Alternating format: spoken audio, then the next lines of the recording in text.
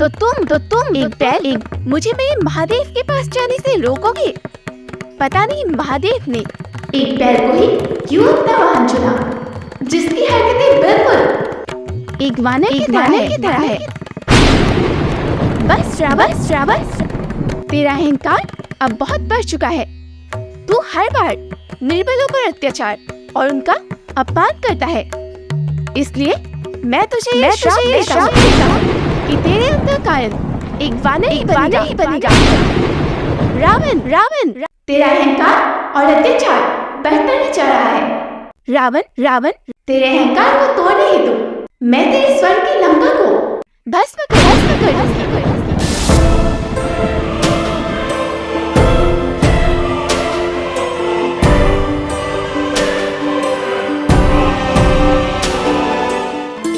यह उस समय की बात है जब त्रिलोक लंकापति रावण के अत्याचारों से पीड़ित था। उस समय भगवान राम का जन्म नहीं हुआ था, परंतु नियति में कुछ ऐसा लिखा जा रहा था जिससे धरती को भक्ति की शक्ति मिले और रावण को उसके अहंकार का परिणाम। हर हर महादेव शिव शंभू। दशानन, प्रभु इस समय ध्यान में है, आप कृपया थोड़ी देर प्रतीक्षा कर लीजिए। तो तुम एक बैल मुझे मेरे महादेव के पास जाने से रोकोगे? पता नहीं महादेव ने एक बैल को ही क्यों अपना वाहन चुना, जिसकी हरकतें बिल्कुल एक वानर की तरह है।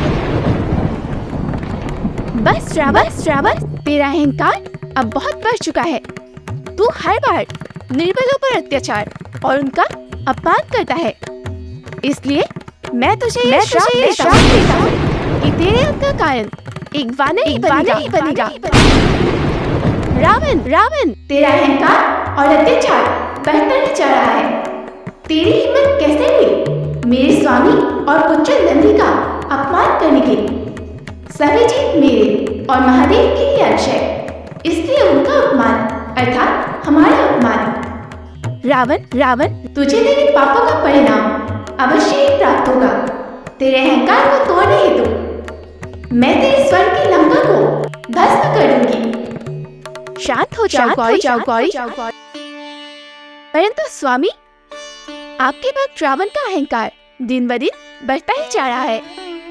वो हर बार हमारे गणों का अपमान करता है, धरती लोक पर निर्बलों पर अत्याचार करता है।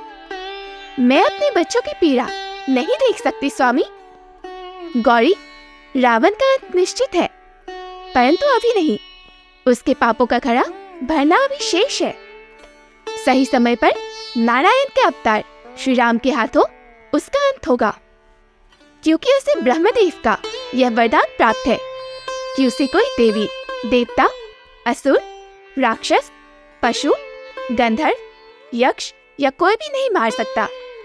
परंतु अहंकार वश उसने मनुष्यों का नाम नहीं लिया, क्योंकि वो मनुष्यों को तुच्छ समझता है और उसी कारण नारायण धरती पर मनुष्य के रूप में जन्म लेंगे और उसका अंत करेंगे।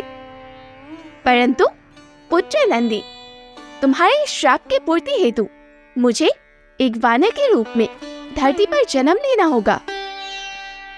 स्वामी, आप वानर का अवतार लेंगे और मैं स्वामी। गौरी, मेरा यह अवतार तो बाल ब्रह्मचारी होगा। परंतु स्वामी, ऐसा कभी हुआ है कि आपके साथ मैं न रहूं?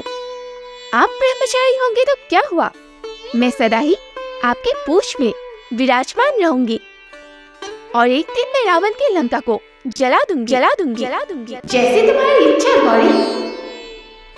महादेव, ऐसा कौन है जो आपके माता बनने योग्य है धरती पर? क्या कोई आपके भार को सह पाएगी? पुत्र नंदी, उसके लिए तुम्हें मेरे परम भक्त अंजना के बारे में जानना होगा। अंजना देवी, वो तो महाराज केसरी जी की पत्नी है ना? हाँ पुत्र, अंजना अपने पूर्व जन्म में पुंजिकस्थला नामक एक अप्सरा थी, जो अति सुंदर थी और महादेव की बहुत बड़ी भक्त थी। पुंजिकस्थला अन्य अप्सराओं से बिल्कुल विपरीत थी और सद्गुणों से परिपूर्ण थी। वो सदा ही महादेव की भक्ति में लीन रहा करती थी। एक दिन पुंजिकस्थला धरती लोक पर भ्रमण करने हेतु गई और घूमते घूमते वो एक स्थान पर पहुंचती है जहाँ एक ऋषि तपस्या कर रहे थे। भूलवश पुंजिकस्थला उस ऋषि को वानर समझ बैठती है और उनकी तपस्या गलती से भंग कर देती है। हे दुष्ट चंचला, तूने बरसों पुरानी मेरी तपस्या भंग कर दी। क्षमा कीजिए ऋषिवर, मुझे क्षमा कीजिए। मुझे ऐसा लगा जैसे कि यहाँ कोई वानर है।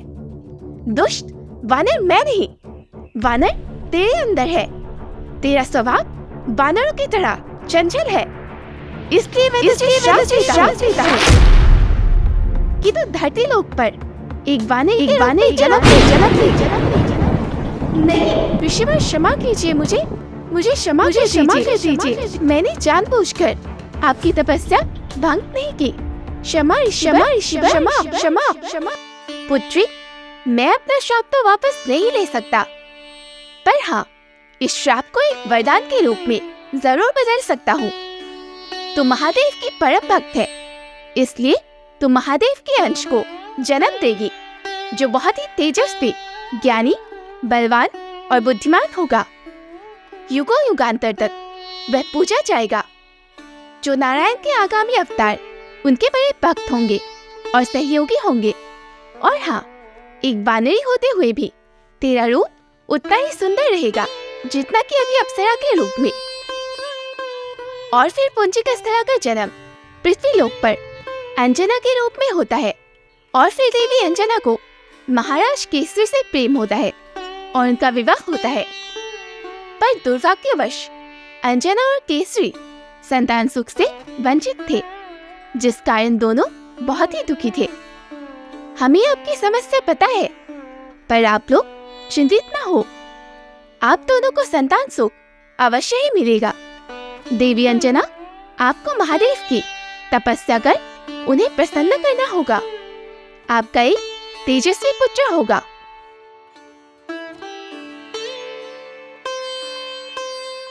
और फिर देवी अंजना ने बरसों तक महादेव की घोर तपस्या की।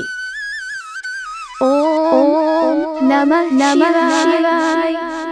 पुत्री अंजना, आंखें खोलो, तुम्हारी तपस्या पूर्ण हुई। महादेव, माँ प्रणाम। आप दोनों के दर्शन पाकर मैं धन्य हो गई। पुत्री, मैं तुम्हारी तपस्या से अत्यंत प्रसन्न हूँ। अतिशीघ्र ही तुम मेरे अंश को जन्म दोगी। पुत्री, महादेव का ये अंश उनका 11वां उच्च अवतार होगा, जो कि अपने पराक्रम और निस्वार्थ भाव के लिए जाना जाएगा। संसार में युगों युगांतर तक तुम्हारा पुत्र पूजा जाएगा। माता, महादेव, आप दोनों का कोटि कोटि धन्यवाद। आपने मुझे इस योग्य समझा। हर हर महादेव, जय मां भवानी। और फिर महादेव और माँ के कथन अनुसार उनके 11वें उच्च अवतार हनुमान जी का जन्म हुआ। तो यह थी हमारी हनुमान जी की माता अंजना देवी की कहानी और हनुमान जी के जन्म का विशेष कारण। आप सभी को आने वाली हनुमान जन्मोत्सव की हार्दिक शुभकामनाएं। हर हर महादेव, जय श्री राम।